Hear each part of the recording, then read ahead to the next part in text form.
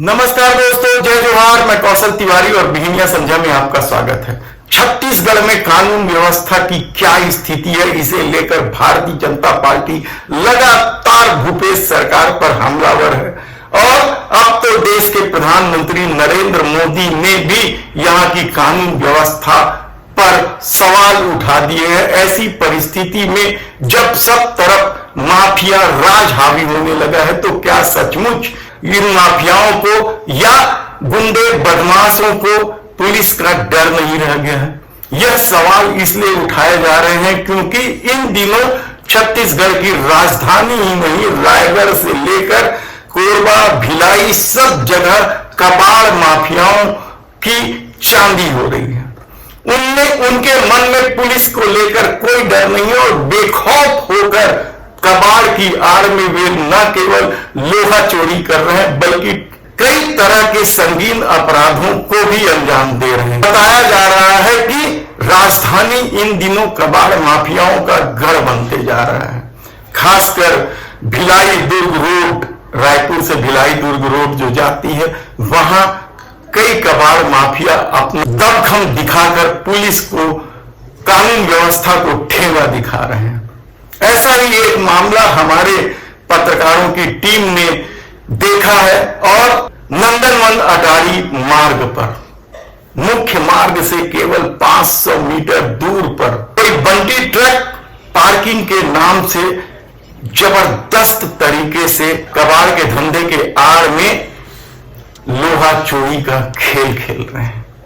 कुछ video footage भी सामने आए हैं जिसमें गैस कटर से लेके दूसरे तरह की मशीनें हैं, ट्रक खाली की जा रही है और कबाड़ों का डीएसपी के लोहा भी उसमें दिखाई दे रहे हैं। और दावा तो यहां तक किया जा रहा है कि इस पूरे खेल को पुलिस का संरक्षण है। पुलिस यानी क्या सिर्फ थानेदार का संरक्षण है, या मामला सीएसपी तक भी पहुंच गया है या एसपी तक? यह सवाल इसलिए भी महत्वपूर्ण है क्योंकि जो सूचना आई है वह बेहद ही हैरान कर देने वाला है।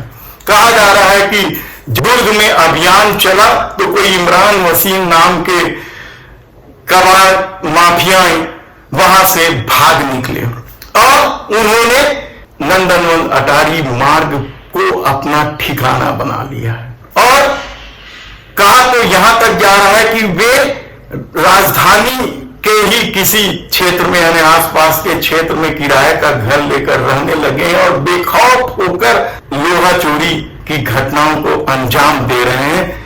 और जिस तरीके का खेल हो रहा है, बताया तो यहां तक जा रहा है कि वहां से नशे के कारोबार को भी संचालित किया जाता है और यही नहीं, ट्रक के ट्रक लोहा भी गायब कर दिया जाता है और दूसरे अपराधों को भी अंजाम देने की खबर है। धमकी, चमकी, इस तरह की कई घटनाएं सामने आ रही, लेकिन शायद ये सब कुछ पुलिस के संरक्षण में हो रहा है। ऐसी परिस्थिति में भूपेश सरकार की योजनाओं को लेकर जो माहौल कांग्रेस बनाना चाहते हैं, क्या वह पूरा होगा?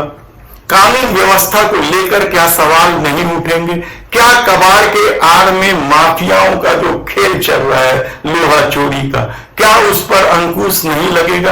और कहा तो यहां तक जा रहा है कि कबाड़ के आड़ में न केवल लोहा चोरी हो रही है बल्कि दूसरे अपराधों को भी वहां संरक्षण। लेकिन पुलिस आंख मूंदे हैं। देखना है कि आने वाले दिनों में क्या पुलिस कबाड़ियों के खिलाफ कोई अभियान चलाएगी। बीच बीच में चलाते रहती है और कहा जाता है यह अभियान केवल वसूली के हिसाब से चलाया जाता है और ऐसे कबाड़ियों को या कबाड़ माफियाओं को राजनीतिक संरक्षण भी मिलता है। तो क्या नंदनवन मार्ग में चल रहे इस कबाड़ माफिया को भी कोई राजनीतिक संरक्षण है? धन्यवाद।